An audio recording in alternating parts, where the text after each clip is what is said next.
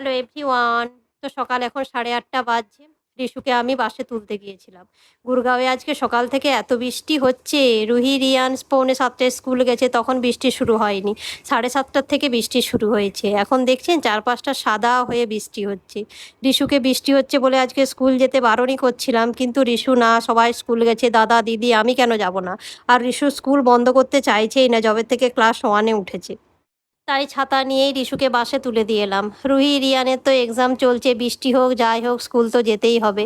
রিশু ছুটি নিলেও চলতো, কিন্তু রিশু কিছুতেই স্কুল বন্ধ করবে না। একটা ছাতা নিয়েই এসছিলাম, আমি পুরোটা ভিজেই গেছি। তো চলুন বাড়ি যাই। বাড়িতে এসে 1 কাপ চা খেলাম। এরপর অভিজিৎ অফিস বেরোবে, তার জন্যে ব্রেকফাস্ট বানাবো। অভিজিতের অফিস যেতে 0.5 ঘন্টা সময় লাগে, কিন্তু আজকে যেহেতু গুরগাঁওয়ে বৃষ্টি হয়েছে তো প্রচুর জ্যাম থাকবে রাস্তায়। 0.5 ঘন্টার রাস্তাটা আজকে অফিস পৌঁছাতে 2 ঘন্টা সময় লাগবে।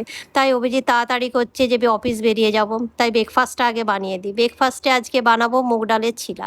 মুগ ডাল আমি কাল রাত থেকে ভিজিয়ে রেখেছিলাম, তার সঙ্গে একটু আদা, কাঁচা লঙ্কা পেস্ট করে নেবো। আমার পেস্ট করা হয়ে গেছে, ব্যাটারটা একটু মোটাই হয়েছে, এটা একটু জল দিয়ে পাতলা করে নেবো। এটার সঙ্গে ভেজিটেবলসও অ্যাড করা যেতে পারে, কিন্তু আমি আজকে প্লেনই বানাবো, ধোসার মতন বানাবো। পাতলা করে ব্যাটারটা করলে খুব সুন্দর ধোসার মতো ক্রিস্পি হয়। এটার সঙ্গে দিয়ে দেবো 1 চামচ বেসন আর 1 চামচ আটা। আর স্বাদ মতো তো নুন দিতেই হবে। ব্যাটারটা ভালো করে ফাটিয়ে নিয়ে 10 মিনিট ঢেকে রেখে দেবো।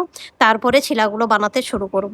তো প্রত্যেক দিন ব্রেকফাস্ট কী হবে সেটা নিয়ে তো টেনশন থাকেই। তাই একটা দিন ধোসা, এইরকম ছিলা, একটা দিন ইডলি, একটা দিন পোহা, এইরকমই রাখি। আর অভিজিৎ তো সপ্তাহে 2 দিন এখানে থাকে, প্রায় দিন বাইরেই থাকে। ফ্রাইং প্যানে অল্প তেল দিয়ে ব্যাটারটা দিয়ে দিয়েছিলাম।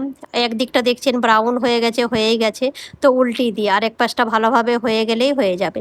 এটা যে কোনো পুদিনা চাটনি, দই, রায়তার মতন বানিয়েও খেতে দারুণ লাগে। হয়ে গেছে ব্রেকফাস্ট রেডি। 2 পিস ছিলা দিয়েছি, তার সঙ্গে স্প্রাউট আর একটু দই দিয়েছি, তার উপরে একটু বিট নুন।